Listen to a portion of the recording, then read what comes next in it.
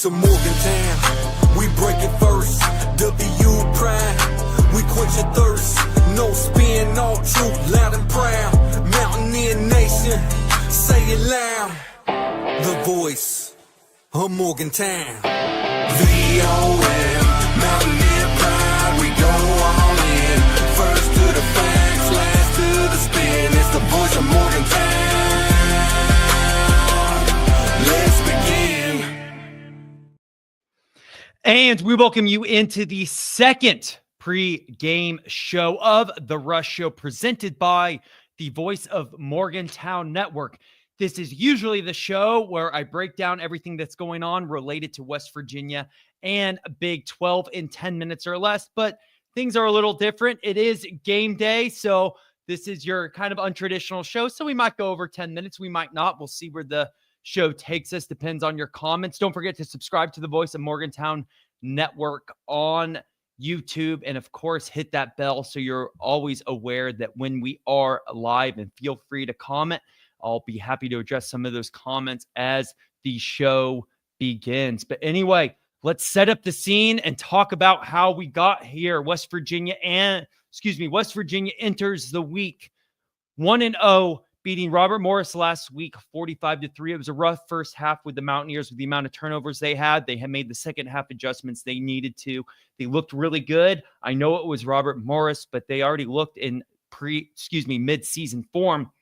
On the other end of things, Ohio enters this game 0-1. They face Rutgers on Thursday night, a game in which Rutgers seemed like it was leading most of the game. They came back. Ohio made it a game. Then Rutgers kicks a field goal at the end there to win 34-31.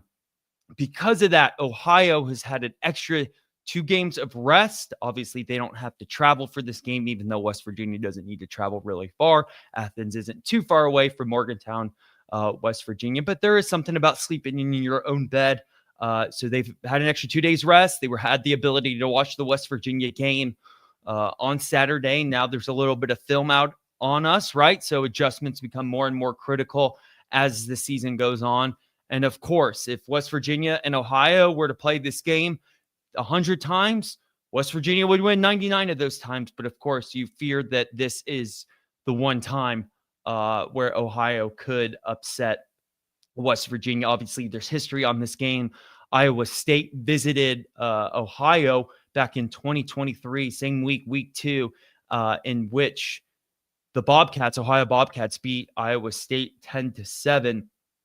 And Ohio was the 2024 MAC champion. So not a bad group of 5 conference by any means. So I know this whole week, right, I've been, I'll say, a negative Nancy about West Virginia. And while I've been worried about this game from the start in my preseason predictions, I'll be honest, I had Ohio winning this game. I have been very worried and cautious about this game leading into the week, trying to give Mountaineer fans, and hey, maybe hoping my message makes it to the team, but my message doesn't even need to make it to the team. I'm sure Rich Rod has had these guys very prepared for this game. But look, guys, Pitt's on deck next week. It's hard not to think about that. And then, of course, you have the Big 12 schedule after that. This team looks really good. We want the ability to go to the Big 12 championship. We want to go to the college football playoff. So games like Ohio have the ability to get overlooked, right? And that's the fear, that you get caught at what everyone knows is a trap game. So I will say this, that as the week has gone on, I've been more and more optimistic about this game, right? I feel like, at least from the outside looking in, right, as when you approach a trap game, a lot of people don't see this coming. Maybe you have a couple folks out there or the sharks that gamble, right, end up seeing, hey, this is a game to bet on. We'll be sneaky, we'll get it, and we see upsets in these trap games. But as the week has gone on, I think more folks have been aware of what this game can potentially be. So I do think that is important to avoid an upset here. Like I said, this game is in Athens, right? Ohio has done a good job retaining a lot of their roster from last year and their MAC championship team. Brian Smith is their head coach. He was the associate head coach last year, so it's not like they brought in someone completely new. They're bringing in their guys. This team's had a lot of turnover. This is a very similar team to what we saw last year with them winning the MAC championship. So these are things to be very aware about when playing Ohio. I know this game is in Athens, like I said, but I will say I saw Twitter last night going off. A lot of West Virginia folks have made the journey to Athens, and great thing. I hope. At first I thought, oh, maybe it'd be a 50-50 crowd. Now I'm leaning towards it's going to be a 75, maybe 80. Hopefully it's a home game at Athens for West Virginia. That, of course, will be huge, as football is a game that is heavily affected by the crowd, right? Crowd noise. You want things to be quiet when your offense is out on the field. You want things to be loud when your defense is out on the field. And this has the ability to be in West Virginia's favor, even on the road in this game. So I think my whole point about this game all week has been, I'm not worried about the X's and O's in this game. Of course, there are things to, look out for, be worried for. I'm not worried about the schemes. I'm not worried about the coaching staff. I'm not worried about the players. We all know West Virginia gets the check mark over Ohio in each of these categories. I don't care what the category is. West Virginia is a Power 4 school. They are better on paper than Ohio. And theoretically, if this wasn't a game where Pitt was on deck, or it was a game to start the season, if this game came any other time in this schedule, I wouldn't be as worried about it as I am today. This is a game that's about momentum. This is a game that's about desperation. This is a game about not looking ahead. From Ohio's standpoint, right, they played Rutgers last week. They have Ohio State last week. I know that they want to beat it's not even a rival, but I know they want to beat another in-state team in Ohio State. That's not going to happen from Ohio's standpoint. So I think Ohio sees this game of having a preseason of playing all Power 4 teams, 2 of them coming from the Big 10, 1 of them coming from the Big 12 in West Virginia. This is their sandwich spot. This is their ability. Hey, we're not worried about the MAC. We know that we have the ability to win the MAC championship and make a run of being the Group of 5 representative in the playoffs. But to do that, you need to build a little bit of a resume. You need to show that you can compete with those Power 4 schools. So I think Ohio sees this as the game of, hey, we'll ideally catch West Virginia sleeping. They got Pitt on deck. We're not going to beat Ohio State next week. This is the game that we have on our home turf where we can make a statement so that we can run through the MAC, go win the MAC championship, and be that Group of 5 representative in the college football playoff. And like I've been saying all along, watch out. This could happen this week. So I know I've been the bad guy. I'm more than fine being wrong. Let me hear it. I know the consequences of, I guess I'll say, I'm not choosing sides here, but potentially picking a winner of this game. And I'm more than fine with everyone letting me have it rather than West Virginia losing this game. So I'm aware of the consequences at stake with that, and I'm more than fine with that trade-off. Flipping to the other side here, and this is the team that we're talking about. This is the team that we love. This is the team that we want to see run through the Big 12 and have the ability to make the college football playoff. And we made a decision to get one step closer to that with having Rich Rod come back to town, right? Rich Rod is a coach, well, though we haven't really seen since Rich Rod was the coach here originally back in the mid-2000s, early and mid-2000s here at West Virginia, right? I'd be a lot more worried. I don't want to sound like a broken record if Neil Brown was coaching this game. Dana Holgerson was coaching this game. I'll even say Bill Stewart was coaching this game. I know Bill Stewart's beloved by West Virginians, as he should be, and his family's been a big part of West Virginia football and the culture here. But there hasn't been a coach since Rich Rod was here before, and then, of course, Don Nehlen before that really put West Virginia football on the map, that has instilled this hard edge mentality, foot on the gas. We're not giving up.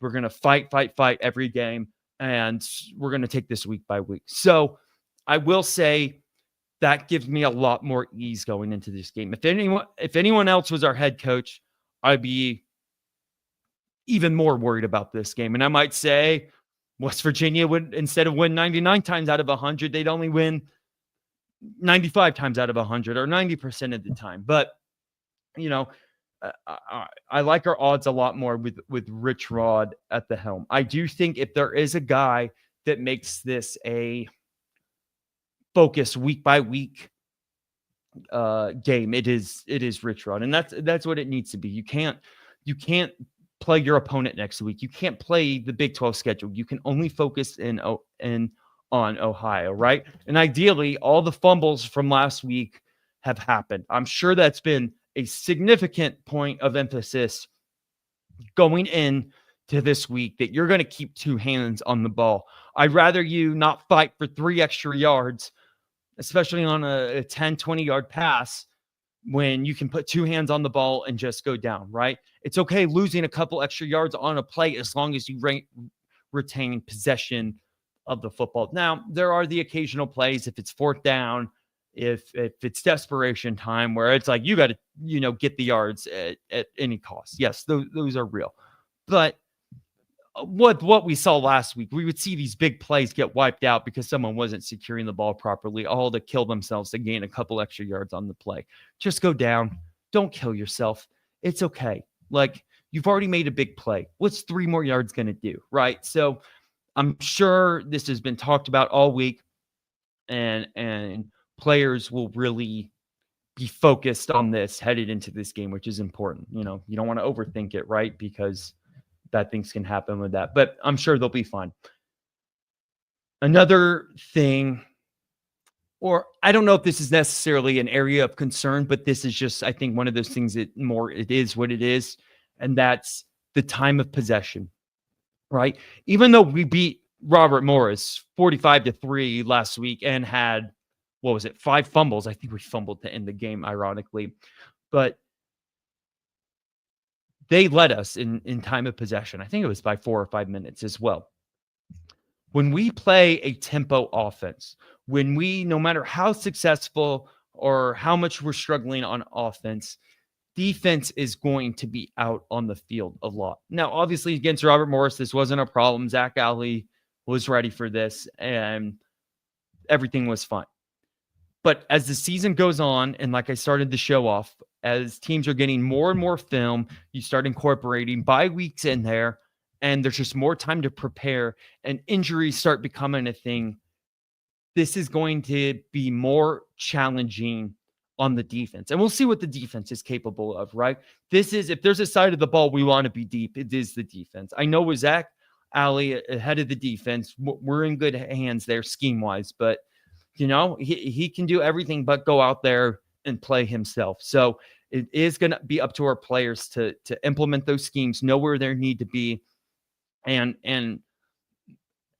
just make plays on the ball, right? Unfortunately, the injuries are going to happen. So it's going to be crucial for these 2nd, these 3rd, these 4th-string guys, when it is their opportunity to step up in this game, is to go out there and play. Hopefully we start hearing good news about Robinson, because I know that's kind of up in the air right now. I know a lot of people don't know if he's eligible or if he's not. Is Rich Rod being conservative about this? What's the plan there? My guess is we'll figure that out in time. But I love this 3-4 hybrid defense that Zach Alley has going. I love that it throws the offensive line off, that the quarterback doesn't know who's coming from what side, which linebacker is going to be blitzing, or if there's all this distraction and you load up the line and you end up having a corner blitzing on the play. I think it sets up for a lot of success on defense, because I think that is going to be the strength of the defense this year, right? Is that defensive line and getting pressure on the quarterback, right? I think we have a solid defense all around. I like our defensive backs. I really like our linebackers a lot too. But if the quarterback only has a second and a half, 2 seconds to get rid of the ball, it doesn't matter how well the defensive backs are doing. I mean, I guess they can't be letting guys go off, right away. They got to be showing some sort of, coverage and staying on their guys early after the ball is snapped. But if the defensive line is getting to the quarterback and making him uncomfortable all day, right? The defensive backs don't need to be, on their guys, for 5 seconds, right? And I think that's going to be really where this West Virginia defense excels is the defensive line. So got to stay healthy there, of course. Got to keep throwing them different looks every play. And like I said, I love our linebackers, and I love their ability to play smash mouth football and disguise their blitzes and really throw the quarterback off. I think we're going to see a lot of it this game against Ohio, and I hope they're very successful with it. They need to be with how crucial this game is, and of course with everything, it's only going to get harder after this week, right? Backyard brawl pit, doesn't matter how good or bad each team is. It's a rivalry game. Throw all the records out. You're playing for pride. You're playing for region. Then you get to the Big 12 play, and of course, that's when it really counts in terms of going to a Big 12 championship and potentially competing in the college football playoffs. So this is a game to really show what you're capable of a football team. I don't care if West Virginia wins this game by 1 point or if they win this game by 50 points, right? If they can come out of this game with a win, I think it's very impressive, and they avoided any potential upset, and they're going to play Pitt at 2-0. So it's going to be one of those games where win at any cost, a win is a win. And, no matter how much West Virginia wins by, it's nothing to stress out about, because this is the game where you can worry about a potential upset. Now, of course, if they win the game by 20, 30 points, I'm feeling a lot better as if they win it by 1 point. But like I said, if they win, they win. And you're happy, and you're just moving on to next week. Survive and advance, as they like to call it here. So, I mean, that's what it's going to be about at the end of the day. Are these guys determined? Are they motivated? Do they play with desperation? Do they play? This game's on ESPNU. It's not on the ESPN Plus that everyone loves. So to an extent, you are on national television, and we need to do a good job of, when we are in these spots, actually being on national TV to whatever extent it may be, not hidden on the Plus. Do we come out and play with pride for the program? Because, in the short term, it's important. You want to get to the college football playoff. You want to be proud, get fans back on board, get donors donating, and do everything what you need to do to build a sustaining, relevant football program. Because as each year continues to go on, we've had this talk, we're going to talk about it again. It's going to be about survival, and you have to be relevant, and you have to be bringing in money. The day's going to come where we're going to hope that the SEC calls our name, because we know that's going to lead to long-term sustainability. And it starts with playing games like this, going on the road against Ohio. This is a meaningful game, and this is a game that shouldn't be taken lightly. But like I keep saying, with Rich Rod at the helm, I'm feeling more and more optimistic about this game as the week goes on, and I really think West Virginia has a solid chance of winning this game, and I'm not as worried about it as I was in the preseason, now that I feel more and more fans, staff, and players are taking this game seriously. So can't look ahead, can only play the game that we're playing today. And of course, as always, let's go Mountaineers. I'll see you guys again real soon. Thank you.